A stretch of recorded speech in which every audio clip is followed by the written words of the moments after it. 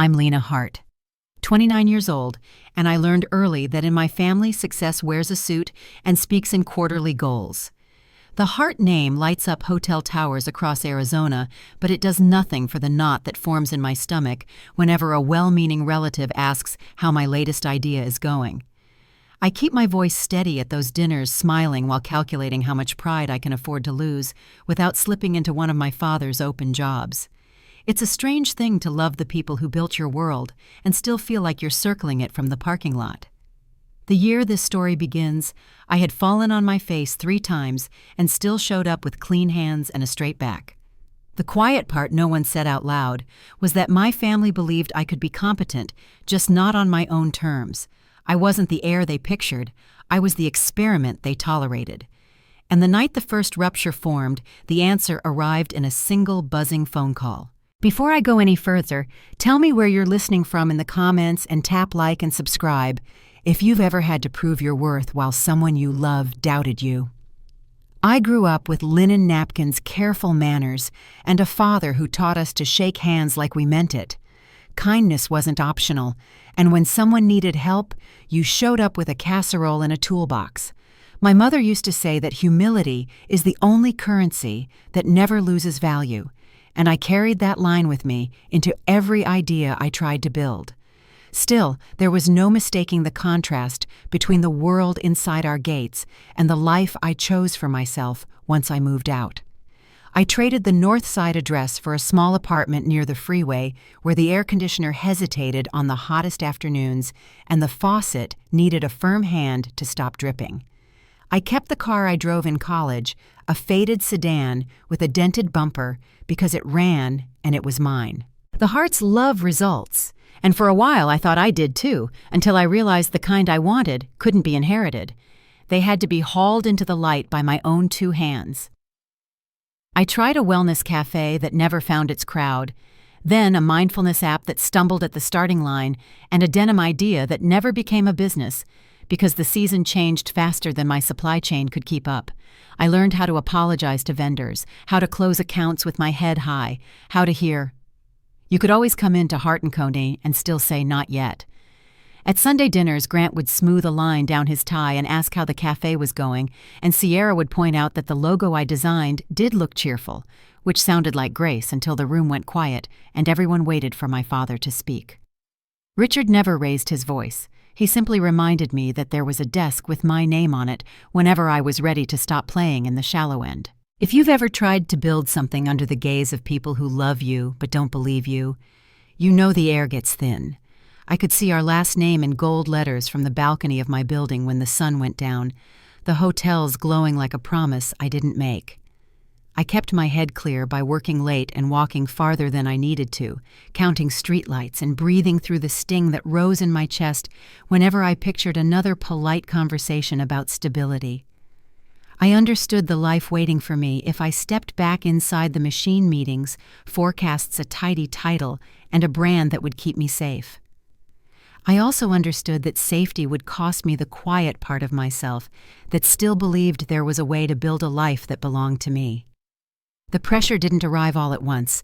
It came in small courtesies and jokes that landed soft and bruised later, in the way my father's assistant would happen to send openings I was exceptionally qualified for. I told myself I could take another month to breathe and start fresh, that the right idea would surface if I stayed steady and kept my budget tight.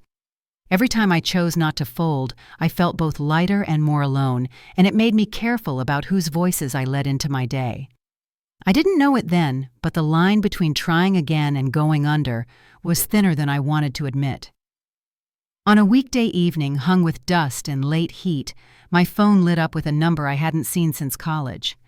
I almost let it go to voicemail, then swiped to answer, and heard a familiar voice smiling through the line, easy and confident like he'd called to hand me a map. He said he had something I needed to see, something small and simple that didn't look like much on the surface. I stepped out onto the balcony and watched the hotel lights blink in the distance, listening as he sketched the first shape of a possibility. By the time the call ended, the air around me had shifted, and the next move was already reaching for my hand. Mason's voice carried that kind of energy people use when they've already decided you'll say yes. He talked fast, painting a picture of something out in the desert, an old gas station sitting between long stretches of highway and dust. He said it was nothing special at first glance, but had potential, a word that always seemed to follow me around like a stray dog. I tried to keep my tone light as I asked him how much potential he was talking about, and when he said $25,000, my laugh came out sharper than I meant. He chuckled too, the way men do when they think they've just found the perfect hook. 2 days later, we met at a diner outside Buckeye. The windows were cloudy and the air smelled faintly of coffee that had been reheated too many times. Mason still looked like the guy who talked his way through every group project without ever doing the work, same smirk, same restless energy. He greeted me like we were old friends, asked if I still did the whole business thing, and grinned when I said yes. Though lately business thing mostly meant trying not to give up. We drove through the desert with the radio cutting in and out, the road cracking beneath us like a warning. The station came into view after what felt like forever: one sagging roof, 2 broken pumps, and a sun-bleached sign that read, "Copper Stop." The letters hung by rusted screws, barely holding on. The windows were boarded weeds, pushed up through the concrete, and the air shimmered with heat. Mason spread his arms like he'd just unveiled a masterpiece. "This is it," he said. "The future." I just stared, thinking it looked more like a grave. He started explaining the plan, talking about a new highway project that would supposedly pass right through this area within 2 years. He said the property would triple, maybe even quadruple in value once construction started. He had friends at the city office, or at least that's what he claimed. I listened, trying to ignore the unease curling at the edge of my thoughts. He sounded rehearsed, but not careless. He believed his own story, and that made it harder to walk away. I reminded him that I didn't have that kind of money. He smiled, leaning against one of the broken pumps. "You're a Hart," he said. "You'll figure it out." That line settled in my stomach like a stone. I told him I'd think about it, and drove home in silence, the desert stretching endlessly on both sides. By the time I parked, my head was full of numbers, loan options, and what-if calculations that refused to rest. My family's laughter from past dinners echoed faintly in my mind. I could almost hear Grant saying, "She'll cave and come work for Dad soon." Maybe this was a chance to prove them wrong, or maybe it was another mistake waiting to happen. I didn't know yet, and that uncertainty felt heavier than the heat outside. Sleep didn't come that night. I lay awake doing the math over and over. Between my savings, a small business credit card, and a favor I could call in from a friend who owed me one, I could scrape it together barely. It wasn't smart, but it was possible. And that was all I needed to convince myself to move. By sunrise, I'd decided. I signed the paperwork 3 days later in a law office that smelled like old carpet and stale air. The lawyer barely looked up as I wrote my name. When the keys hit my palm, they felt heavier than I expected, like they knew more about what was coming than I did. Driving back out there alone, the building looked worse without Mason's optimism clouding the view. The roofline sagged under the sun, the front door was warped, and the small convenience store smelled faintly of oil and rot. Still, I told myself this was the kind of challenge that built stories, the kind people laughed at first and admired later. I cleaned for days, clearing cobwebs, scrubbing grime from counters, prying open rusted hinges. The work felt endless but grounding, and I needed that rhythm. About 3 weeks later, while kneeling on the floor with a bucket of soapy water, my phone rang. Paige's voice came through, bright and familiar. "Tell me you didn't just buy a gas station off Route 85, she said. I froze, the sponge dripping in my hand. I did. Why? There was a long pause. "Lena, that place has been sitting for sale for years. You paid way too much. The state hasn't approved any new highway through there. Whoever sold it to you." She didn't finish. She didn't have to. The sound of her words hollowed the room. I called Mason 5 times, then again that evening. No answer. My texts stayed unread. I sat on the curb outside the sky, wide and merciless, staring at what I'd just bought, the cracked concrete, the bent sign, the silence. It all felt like the punchline to a joke I didn't understand yet. The shame came slow, settling behind my ribs like a second heartbeat. That night I couldn't bring myself to drive home. I stayed inside the convenience store, sitting on the dusty floor with my knees pulled close. The wind hissed through broken windows. I thought about my father's measured voice, the one he used when he was right. "You should have come to us first," he'd say, maybe even kindly. I thought about Sierra's practiced sympathy and Grant's quiet smirk. Every imagined response felt worse than the last, so I stayed silent. The next morning, I decided to keep going, not because I believed in the place anymore, but because giving up would mean handing them another story about my failure. If this was a trap, I'd find a way out. I started patching what I could, fixing what was possible, learning to use tools I hadn't touched before. I sold a few old pieces of furniture online to cover supplies, lived off instant noodles, and ignored the growing sense that the desert itself was testing me. A week later, while wrestling with a leak beneath the floor, I realized the pipe wasn't where the blueprint said it should be. The tiles cracked easily, old and brittle. Beneath the dirt was something that didn't belong there. A wooden panel buried just deep enough to be hidden but not forgotten. I brushed the dust away, my heart beating fast for the first time in days. Nails lined the edges, rusted but still holding. I pried them loose one by one, the air turning cooler with each pull. When the last board gave way, a dark opening yawned below me. A staircase led down into the ground, narrow and steep. The smell that drifted up was faint but sharp old wood earth and something sweeter. I held my phone's flashlight over the hole and hesitated. It would have been easier to walk away, to cover it back up and pretend I never saw it. But something about it felt deliberate, almost like the building was whispering, "Look closer." I took a deep breath and stepped down. The steps creaked under my weight, and the air thickened the deeper I went. At the bottom, my light landed on shelves that lined every wall. Bottles, hundreds of them, stood in dusty rows. The glass was dark green and thick, the labels yellowed and curling. I picked one up carefully. The wax seal cracked under my thumb, revealing an old European name written in fading ink. Another bottle read, 1919.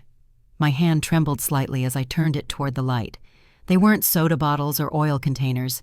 They were wine aged, preserved, and hidden for nearly a century. I set the bottle down and stepped back, the silence pressing close around me. Whoever had built this place had buried more than a business. They'd buried a story. I didn't know what it meant yet, but standing there in the dim light surrounded by dust and history, one thing became clear. The same ground everyone else saw as worthless had just given me a secret worth uncovering. I climbed back up into the daylight, blinking against the sun, the scent of earth still clinging to my hands. For the first time in weeks, my chest didn't feel tight. The station no longer looked like failure. It looked like a question waiting to be answered. I locked the door behind me, sat on the step, and stared at the horizon until the light faded to gold. Somewhere beyond that heat haze, Mason was probably counting my money, but he had no idea what I'd found beneath the floor.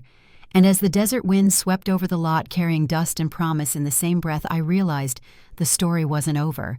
It was just beginning to surface. The morning after I found the cellar, I sat at my small kitchen table staring at the dusty bottles I'd carried home. 6 of them sat in a neat line, each sealed with wax and marked by hand in faded ink. The labels were delicate yellowed by time, the script barely legible in places.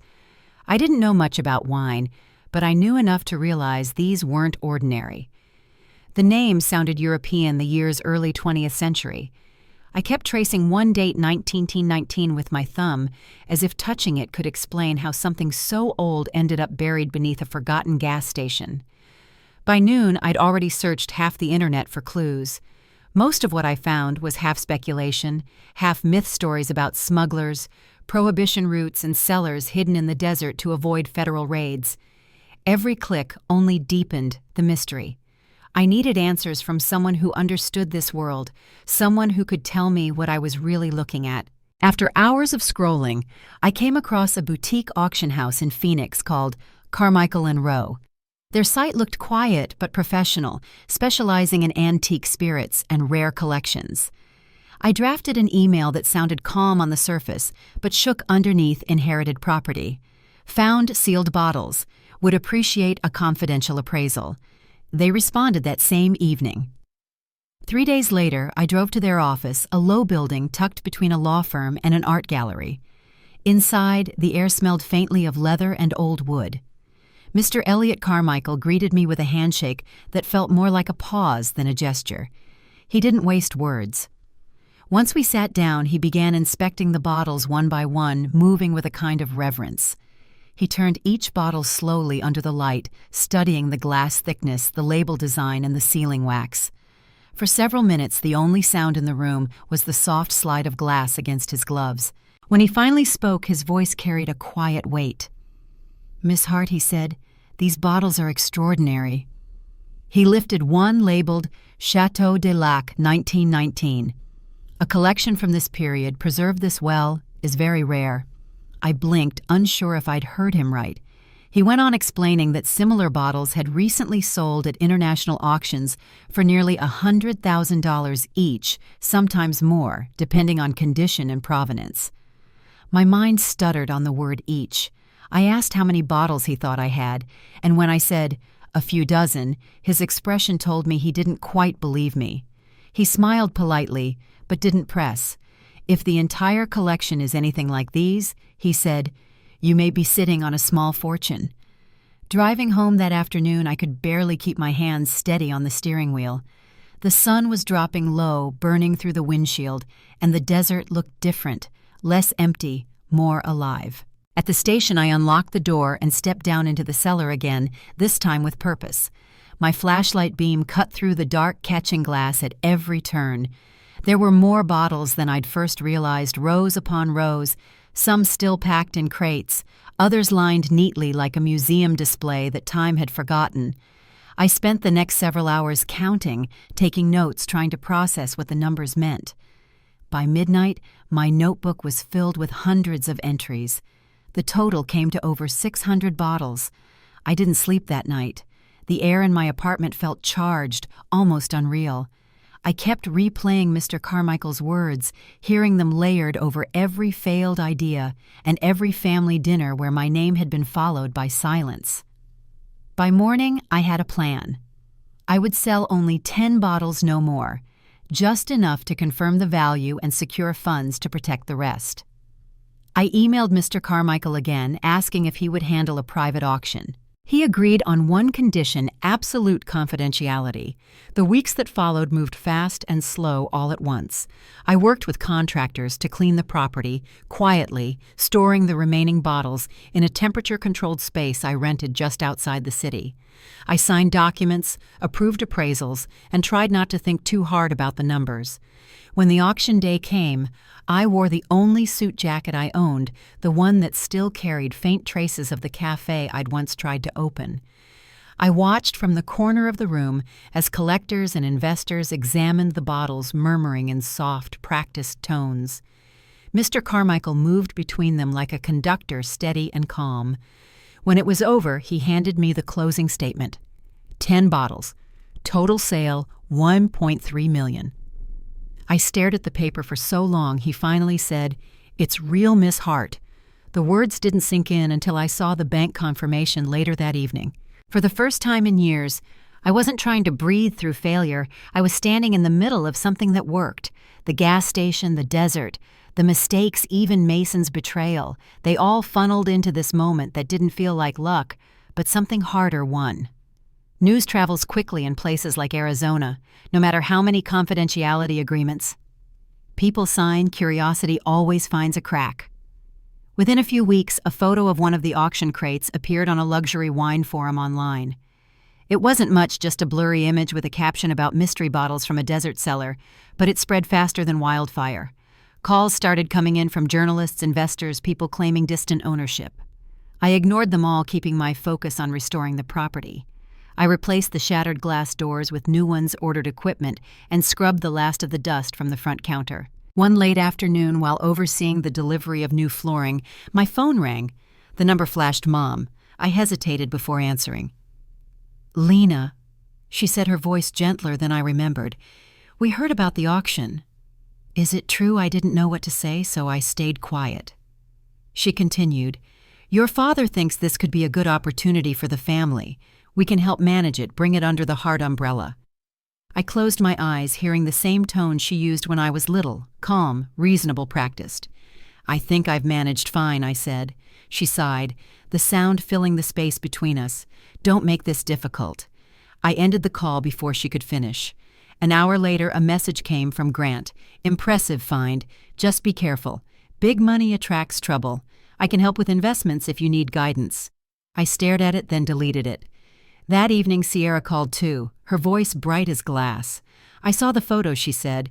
"You really pulled it off. If you want to refresh the brand, I could help with design. Retro desert chic is trending right now." I let her words drift until she ran out of things to offer. "Thanks," I said. "I've got it covered." Then I hung up. The next day, an email arrived from my father's assistant. "Lunch, Friday, noon, Hart & Company headquarters." No explanation, no greeting, just an instruction. I read it 3 times, then closed my laptop. The station was quiet except for the hum of the new air unit and the faint clink of tools in the back. The horizon outside shimmered with heat, endless and waiting. I didn't know what the meeting would bring, but for the first time in a long while I wasn't walking in to ask for permission. I was walking in to be heard. And as I locked the door behind me that night, the reflection in the glass caught the faint outline of the new sign above the entrance Desert Heritage. It wasn't finished yet, but it was real. And so was I. Friday came too soon. I hadn't planned what to say to my father, only how I would stand shoulders back, chin level, no apology in my eyes. The Hart & Company Tower sat in the heart of downtown Phoenix, a stretch of glass and steel that reflected the sun like a mirror.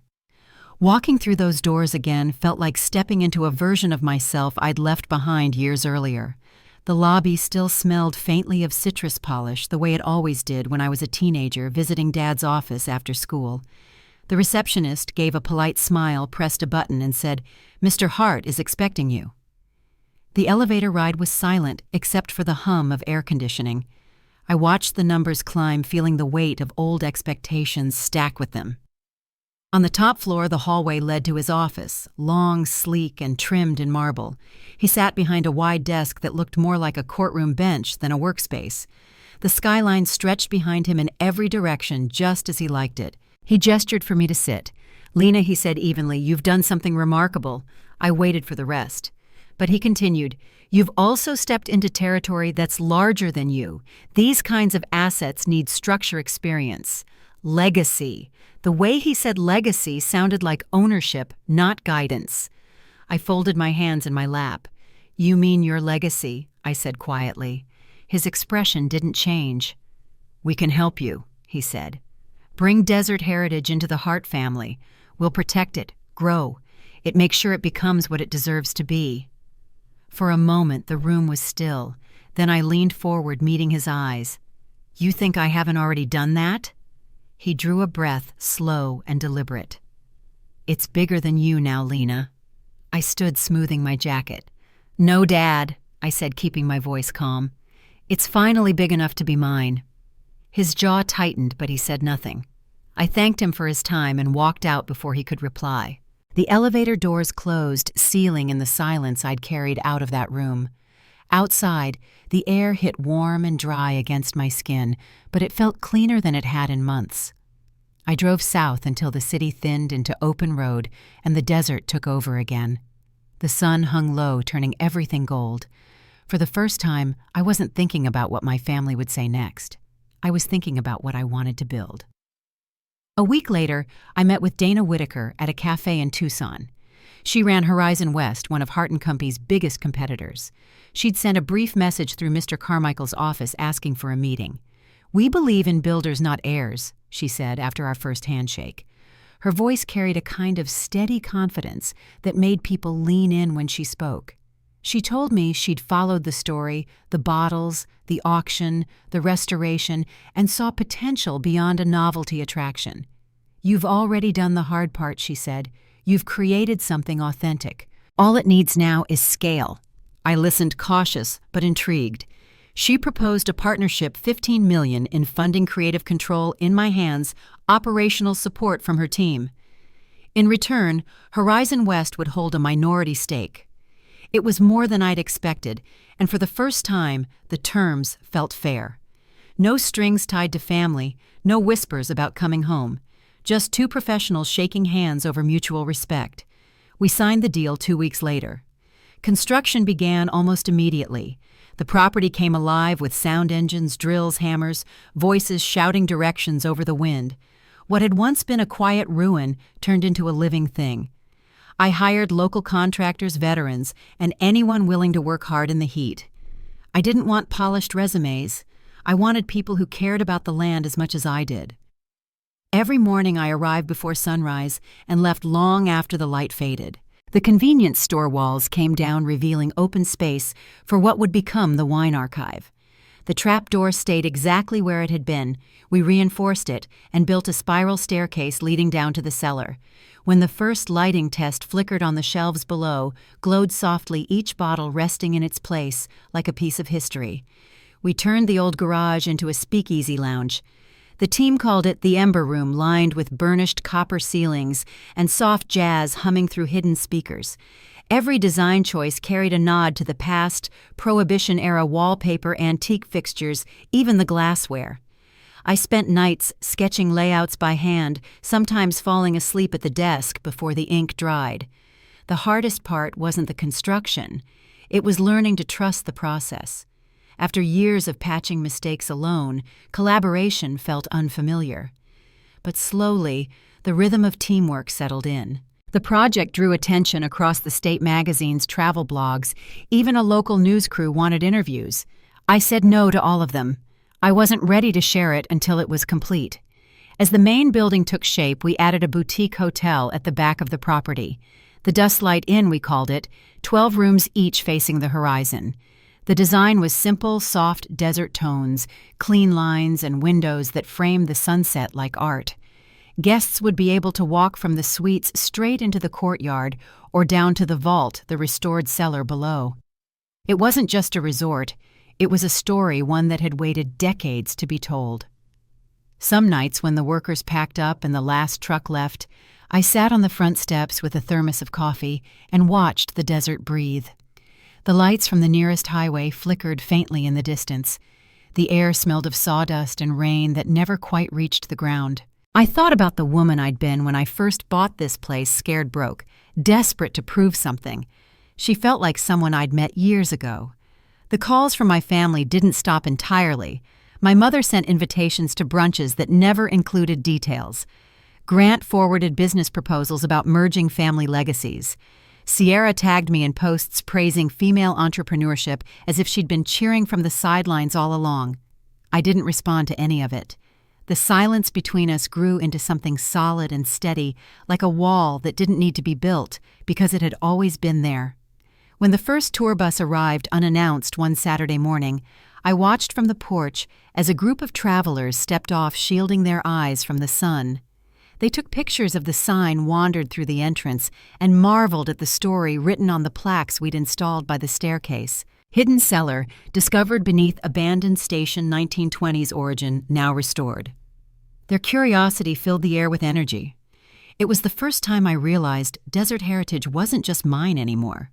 It belonged to everyone who believed in starting over. We celebrated the soft opening a few weeks later with the crew who had built it.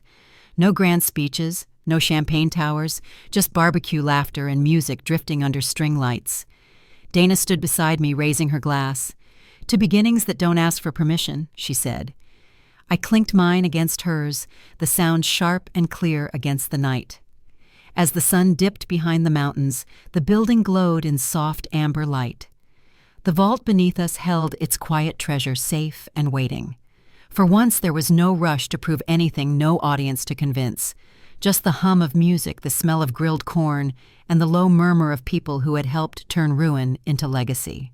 By the time I drove home that night, the highway was empty. The lights of desert heritage faded in my rearview mirror, but their reflections stayed with me, steady and sure. I didn't know what my family would try next, but I did know this: their approval wasn't the measure anymore. The work itself was. And somewhere in that balance between loss and creation, I finally felt the ground settle beneath my feet. The next morning, my phone buzzed with a message from an unknown number. The preview showed only a few words: "We need to talk. M." I stared at it for a long time, the desert sun already rising over the ridge outside my window. The wind shifted, carrying dust across the porch, as if reminding me that buried things have a way of coming back. The message from Mason sat on my screen for a long time. I read it 3 times before locking my phone and setting it face down. "We need to talk." Simple words, but they carried the same weight as the first deal I ever regretted. It had been months since I'd heard his name spoken aloud, and part of me had hoped I never would again. By the next morning, curiosity won over caution. I typed one word, "Why," and sent it. His reply came within minutes. "I can explain everything. Meet me at the diner off I-10, tomorrow noon." I drove there the next day, the same stretch of road where it had all started. The same cracked asphalt, the same sky that looked too big to hold anything steady. Mason was already waiting inside, sitting in the booth where we'd first discussed the gas station. He looked different, less polished, more tired around the edges. The waitress poured my coffee before I even ordered, as if she remembered us. "You look good," he said, forcing a smile. "Better than I expected." I stirred the coffee, watching the swirl of cream fade into brown. "You sold me a lie," I said. "You knew that property wasn't worth a fraction of what I paid." He leaned back, rubbing his hands together. "At first I thought it was legit. A buddy of mine mentioned the highway extension, said he'd seen early zoning maps. Then it fell apart and I panicked. I didn't think you'd actually buy it." His voice cracked halfway through. "But it wasn't remorse I heard. It was fear. I came clean to the guy who owned it," he continued. "Told him I found a buyer. I was supposed to get a commission, that's all. But when I saw what you did with the place..." He trailed off, eyes flicking toward the window. "You turned nothing into gold. I guess I didn't realize what you were capable of." I took a slow breath. "You didn't come here to apologize." He shook his head slightly. "I came to make things right. I know people, Lena, investors, developers. We could expand this together.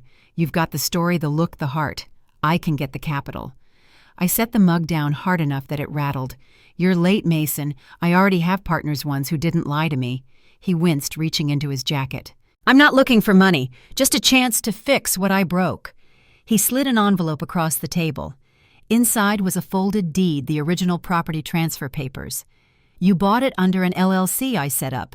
Technically, you still share ownership with me." The air left the room.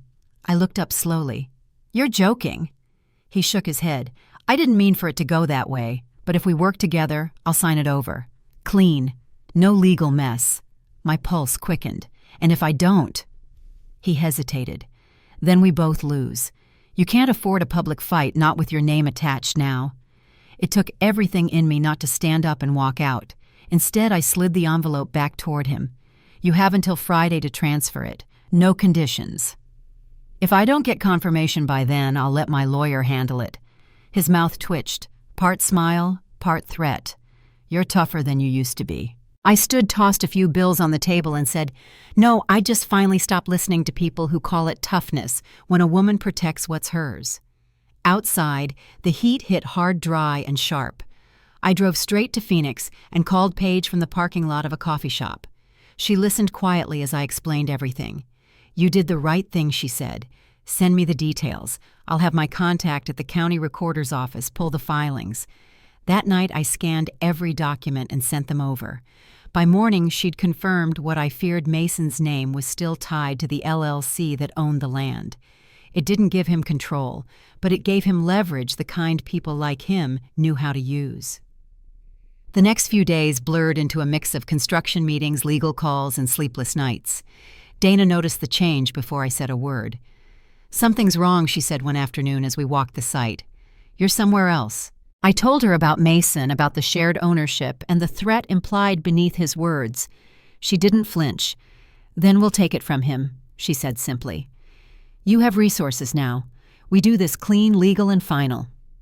She paused, studying the half-built courtyard. "You didn't fight this hard to let an old mistake own you." By Thursday, Paige's contact sent an update. Mason had filed the transfer paperwork. I should have felt relief, but I didn't. My gut told me he wasn't done. I spent Friday morning walking the property, checking every detail for the upcoming grand opening. The new sign gleamed in the sunlight, "Desert Heritage where the past rises again." Workers finished installing planters along the entrance while soft music played through outdoor speakers. Everything looked exactly as I'd imagined it, except for the unease that followed me from room to room. That evening, just as the last crew packed up, a black SUV pulled into the lot. Mason stepped out, dressed in a pressed shirt and sunglasses. "I came to see it finished," he said, voice calm, almost admiring. I didn't answer. He looked around slowly, taking in the glass doors, the polished floors, the soft lights glowing through the windows. "You really did it," he said. "I guess I underestimated you." I crossed my arms. "And you're not the first." He smiled faintly, then reached into his pocket and held out a small key. "This belongs to you now," he said. "Safety deposit box, downtown branch." All the LLC papers signed over. He handed it to me and stepped back. "For what it's worth, I'm sorry." I waited for the catch, the condition, but none came. He turned toward the SUV, pausing once before getting in. "You found treasure buried under a lie," he said over his shoulder. "Guess it fits." Then he was gone. I stood there until the sound of the engine faded. The desert around me was quiet again, the kind of quiet that feels earned. Inside, the lights flickered on, automatically casting warm gold across the floor. For the first time since I bought this place, it was truly mine on paper and in spirit. The following week, Dana and I finalized the opening schedule. Invitations went out to travel editors, local journalists, and community leaders. Even before the doors officially opened, the reservations filled up for months ahead. Investors called, luxury brands offered partnerships, and for once, I had the freedom to choose what fit and what didn't. Still, every so often I caught myself thinking about that buried cellar, about the bottles lined in neat rows beneath the floor. What started as desperation had become discovery, and what was hidden had turned into something visible and alive. The grand opening arrived under a sky streaked with gold and purple. Guests wandered through the property, glasses in hand, murmuring about the design, the story, the legend behind it all. A jazz band played softly in the background, the notes carrying through open doors and desert air. Dana stood beside me, smiling at the crowd. "You know," she said quietly, "this is the kind of beginning most people only dream about." I looked around, the laughter, the music, the clink of glasses against copper, and realized she was right.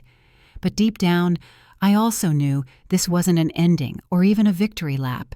It was just another step toward something bigger, something steadier.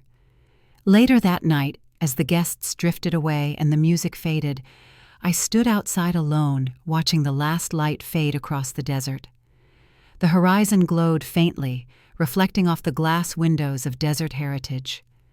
I thought of my father, of every word meant to keep me small, of every doubt that once fit me too well. The wind swept through the courtyard, warm and dry, carrying a sound like a whisper against the walls. It didn't sound like goodbye, it sounded like promise. And somewhere beyond the quiet, I felt a shift, subtle but certain, the beginning of the moment when everything that had once been taken from me would finally find its way back. The grand opening marked the start of a new rhythm. Every morning, the staff gathered in the courtyard before the first guests arrived. The desert air was still cool, then soft enough to carry the sound of laughter and coffee cups clinking against saucers. I watched them, veterans, local workers, young women in their first steady jobs, each one with their own reason for being there. What we had built together wasn't just a property. It was proof that broken things could hold beauty if someone cared enough to restore them. Word about desert heritage spread faster than we could keep up. Articles appeared online, travel shows called, and photographers wanted to film the cellar. I agreed to a few interviews, careful to talk about the history, the craftsmanship, the restoration, never about luck. By midsummer, we were fully booked through the fall. Some guests came for the wine, others for the legend. Everyone wanted to see the place where an old gas station became a desert landmark. I threw myself into the work. Every decision mattered: the color of the drapes, the wine labels in the display, the playlists in the ember room. I learned to read the rhythm of the place, to know when to step in and when to let it run on its own. Dana's team handled expansion plans, but she always made time to visit. "You built a heartbeat here," she said once, standing in the lobby as the evening crowd filtered in. "That's something no investor can fabricate." Still, success came with shadows. One afternoon, my assistant handed me an envelope with no return address. Inside was a clipped article about desert heritage, highlighted in yellow ink. Beneath it, a note in familiar handwriting, "Funny how fortunes change." I didn't need a signature to know who sent it. I tore the paper once, then again, until the words disappeared into scraps. Mason was gone from the legal documents, but not from the echoes he left behind. A week later, the whispers began. A blog hinted that I hadn't discovered the seller myself, that someone else had tipped me off, and I'd cut them out of the profits. Then came another rumor, this time about the bottles being fakes. I traced the stories back to anonymous sources, each one too vague to challenge, but sharp enough to sting. Dana called me after the third article appeared. "Don't react," she said. "If you chase every shadow, you'll start looking guilty." Instead, I focused on what I could control. I hosted tastings, met with travel writers, walked guests through the vault myself. The more they saw, the more they believed.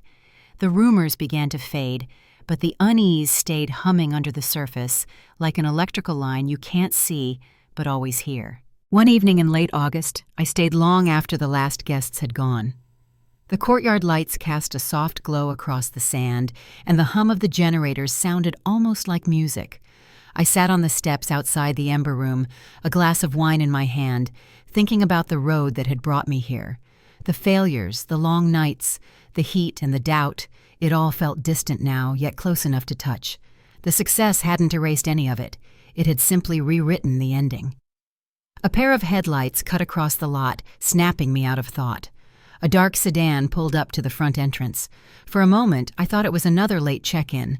But then I saw him, my father, stepping out with the same steady gait he'd had all my life. He hadn't changed much except for the gray at his temples and the faint tiredness in his shoulders. I didn't move as he approached. "I heard about the grand opening," he said. "Congratulations." "Thank you," I replied, standing slowly. He looked around, taking in the building, the soft lights, the quiet hum of a place finally at peace. "You've done something impressive here," he said. "More than I expected." The compliment hung awkwardly between us, too heavy to sound casual, too light to feel sincere. He went on, his tone careful. "I didn't come to argue. Hart & Comey has been approached by a few people asking if we're affiliated. I think it's time we made that official." I folded my arms. "You mean you want the brand?" He hesitated. "We could merge, combine resources, make it a full heritage chain. Desert Heritage by Hart & Comey." For a long moment, neither of us spoke. The desert wind stirred a faint swirl of dust between us, catching the light before disappearing again. "You taught me about legacy," I said finally. "You said it was about building something that lasts. But what you never said is that it can't belong to everyone. Some things are built by hand, not inheritance." He exhaled slowly, a sound halfway between frustration and pride. "I misjudged you," he said. "You always thought small, and I took that for weakness. But maybe you just wanted something I didn't understand." His voice softened. "I still don't." I nodded. "That's okay. You don't have to." He started to say more, then stopped. After a pause, he extended his hand. I shook it steady and unflinching. "You did good, Lena," he said quietly. "Better than any of us thought you would." Then he turned and walked back to the car. The taillights disappeared down the highway, leaving the night still again. Inside, the staff had finished cleaning. The air smelled faintly of wine and cedar. I walked through each room, turning off lights one by one until only the glow from the cellar remained. Standing above it, I felt something I hadn't in a long time, peace that didn't depend on proving anything. In the weeks that followed, the business grew faster than even Dana predicted. Horizon West approved a second location in Santa Fe using the same design concept. They wanted me to lead the expansion, to oversee the new site personally. It was everything I had once dreamed of, yet when I signed the papers, my hands didn't shake this time. At the same time, I started noticing the smaller victories, the employees who came in early to polish glassware until it shined, the guests who returned just to see what had changed. The place breathed because of them. Every day felt less like a statement to the world and more like a conversation with the land itself. One night, after a long day of back-to-back meetings, I returned to my house just outside Maricopa. The porch light buzzed, and crickets filled the space where silence might have been lonely before. I sank into the old chair by the door and looked toward the horizon. From there, I could see desert heritage glowing in the distance, steady and sure. I thought about everything that had led me to that moment, every misstep, every quiet choice, every time I refused to accept the easy path. The family that doubted me, the man who tried to use me, the land that almost broke me. All of it had brought me here to this calm place between fight and freedom. Then, as if the world wanted to remind me that peace was never permanent, my phone buzzed again. This time it wasn't Mason. The screen lit up with Sierra's name. I hesitated before answering. "Hey, sis," she said, her voice unusually soft. "Dad's been different lately. He talks about you a lot." I leaned back, staring at the faint lights on the horizon. "I know," I said. "I saw him." There was a pause, then her voice broke slightly. "He's proud of you, Lena. He just doesn't know how to say it." The words landed like something I'd been waiting to hear and wasn't sure how to hold. We talked for a while, nothing deep, just small, careful sentences that bridged years of distance. When we hung up, the night was quiet again, but it felt lighter somehow. The wind carried a trace of sand across the porch, brushing against my bare feet. I closed my eyes, listening to the sound of it moving through the open desert. Somewhere out there between what was buried and what had been rebuilt, life had finally found its balance again. And as I watched the lights of desert heritage flicker like stars against the dark, I knew the story wasn't finished, only waiting for its next chapter to rise with the morning sun. The weeks after my father's visit brought a calm I hadn't felt in years. The noise that used to fill my mind, the self-doubt, the second-guessing, had gone quiet. Desert heritage was thriving. The bookings never slowed, the reviews were glowing, and the cellar tours had become something of a local legend. But more than that, the people who worked there seemed proud, like they were part of something they could believe in. Every morning when I walked across the courtyard, someone would wave or call out good news about a satisfied guest or a new reservation. The place was alive in a way that made every sleepless night worth it. Still, I didn't realize how much it had grown until the day the first tour bus arrived without warning. It was filled with travelers from New York retirees chasing sunshine.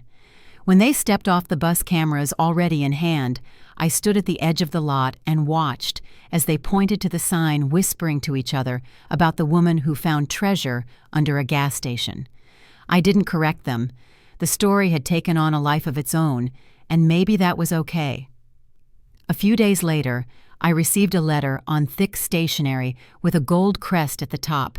It was an invitation to the Arizona Heritage Business Awards, the kind of event my family had attended every year when I was younger. I'd always sat at the edge of the table, half invisible, while my father and brothers shook hands with developers and mayors. This time, the invitation had my name on it, not Hart & Company's, not anyone else's. Just Lena Hart, founder of Desert Heritage. I almost didn't go. But Dana convinced me, saying, "You built something that deserves to stand in that room. Don't give them the chance to tell your story for you." So I went wearing a sand-colored gown that matched the desert light outside. The ballroom was full of faces I recognized. Business owners, old family acquaintances, people who used to smile politely at me before turning away. I caught sight of Grant across the room, laughing with a group near the bar, and Sierra beside him in a sparkling dress that caught every light. Neither of them noticed me at first. The night moved quickly. Speeches, polite applause, the soft clink of cutlery. When they announced my name for the Emerging Innovator Award, the applause sounded distant, almost muffled. I walked onto the stage, the lights hot against my skin, and accepted the award from a city official I'd met only once. For a moment, I stood there facing a room full of people who had once decided I wasn't worth taking seriously. "Thank you," I said simply. Sometimes the hardest thing to build isn't a business, it's belief. Then I stepped down to a quiet ripple of applause. As I passed by my family's table, Sierra reached out, touching my arm lightly. "You were amazing," she whispered. "Dad would have loved that." Grant raised his glass, a faint smile crossing his face. "Guess you really pulled it off, huh?" His tone wasn't cruel, just stunned. I nodded, said goodnight, and walked away before the moment could turn into something less sincere. Outside, the air was cool and dry, the city lights stretching into the distance. Dana met me near the valet, smiling as she slipped her phone into her bag. "Congratulations," she said. "You spoke like you've been doing it for years." I laughed softly. That was the first time I didn't feel like I was pretending. Back at Desert Heritage, we celebrated quietly staff friends, a few local reporters. The cellar glowed in soft amber light, the walls lined with bottles that had survived decades hidden underground. As music played, I watched the faces around me, people who had believed long before anyone else did. For the first time, the word legacy didn't make me think of my father's empire. It made me think of this. The recognition brought attention I hadn't expected. Horizon West's board approved 2 new sites, one in Santa Fe, one in Palm Springs, and they wanted me to oversee both. The scale of it was overwhelming, but it felt different from the pressure I used to know. This time, the weight came with freedom. We broke ground on the second property by late fall, and I found myself balancing construction plans with travel schedules. Each week was a new city, a new team, a new test of what I'd learned. One morning I stood inside the half-finished lobby of the Santa Fe location, the early light streaming through tall windows.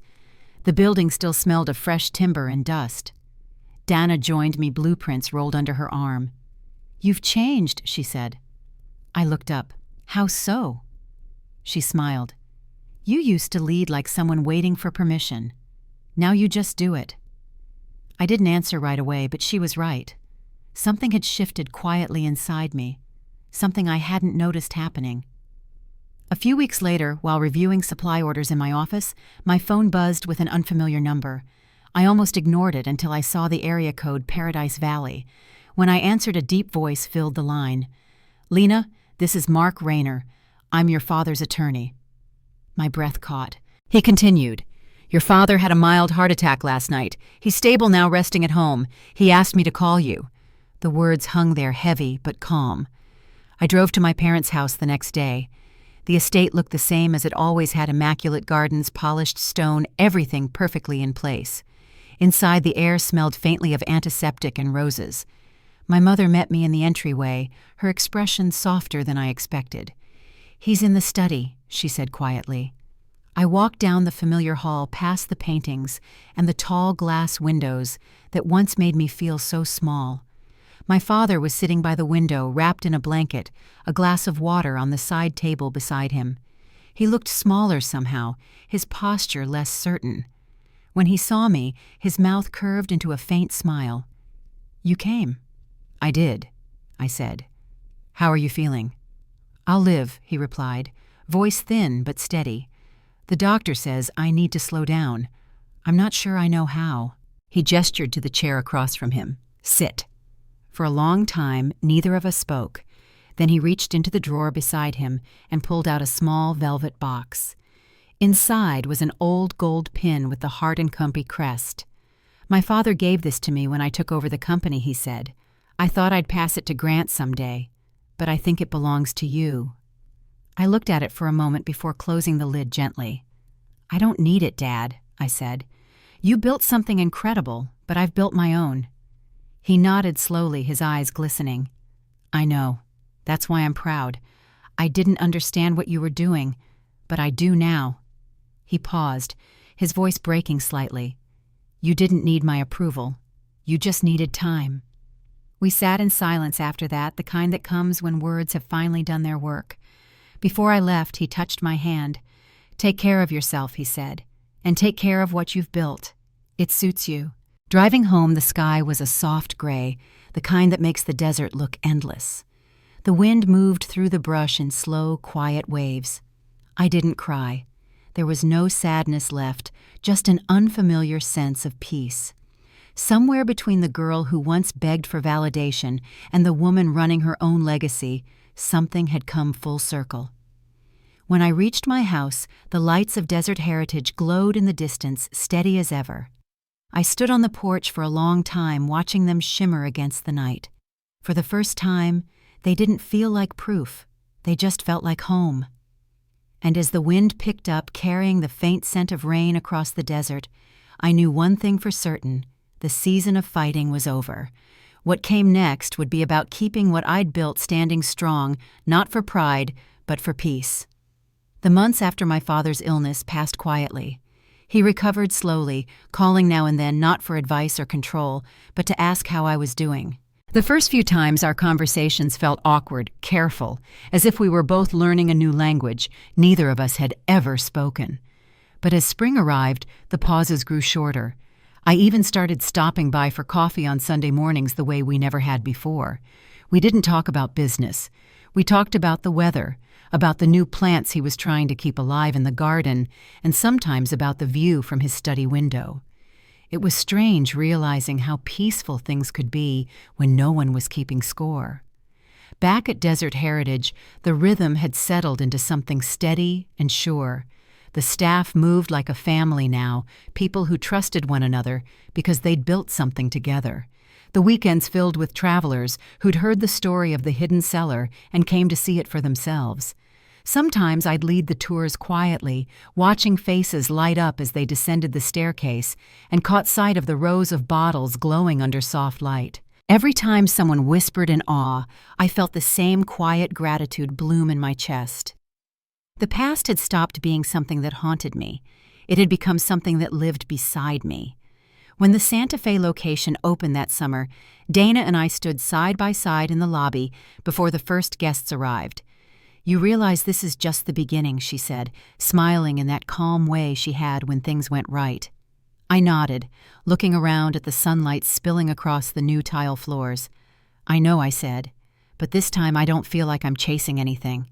She grinned. "That's how you know it's real." In the months that followed, I traveled between the two properties, balancing schedules and staff, learning to delegate, without losing the heart of what made the first place special.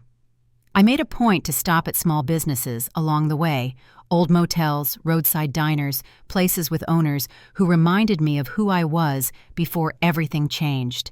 Some of them wanted advice. Some just wanted to share their stories. I listened the way people once hadn't listened to me, and that felt like its own kind of justice. One evening back in Arizona, I sat on the porch of my adobe house with a glass of iced tea, watching the sun drop behind the ridge. The lights of Desert Heritage flickered to life in the distance, soft and golden against the darkening sky. Sierra had texted earlier just a simple photo of her and Grant visiting Dad, the three of them sitting around the same table I'd once dreaded. Beneath it, she'd written, "Wish you were here tonight. He told your story again." I smiled, setting the phone aside. The wind was cool against my skin, carrying the faint scent of rain and mesquite. Somewhere far off, a train sounded its low, steady call across the desert. For the first time, I didn't feel like the one who'd been left out. I felt like the one who'd finally stepped into her place. I thought about everything that had led me here, the failures that taught me patience, the betrayal that forced me to rebuild the silence that pushed me to find my own voice. Each one had carved something steady into me, something no amount of money or legacy could replace. I used to think justice meant proving everyone wrong, but now I understood it was quieter than that. Sometimes justice was simply standing on your own ground and realizing you didn't need to be invited to belong there. Before heading inside, I took one last look at the desert. The stars had begun to appear, scattered like faint embers over the horizon. The old me would have made a wish on the brightest one, hoping for acceptance, success, or peace. But the woman I'd become didn't need to wish anymore. She just needed to keep building slowly, steadily, and in her own name. If you've ever been told you're dreaming too small or that you're reaching too far, I hope my story reminds you that both things can be true, and that neither should stop you. Sometimes what looks like a dead end is just the ground waiting for something new to rise from it. And if you've ever had to start over, don't be ashamed of the ruins. That's where the strongest foundations are born. Thank you for listening to my story. If it stayed with you tonight, take a moment to share it with someone who needs to be reminded that it's never too late to build a life that's truly yours.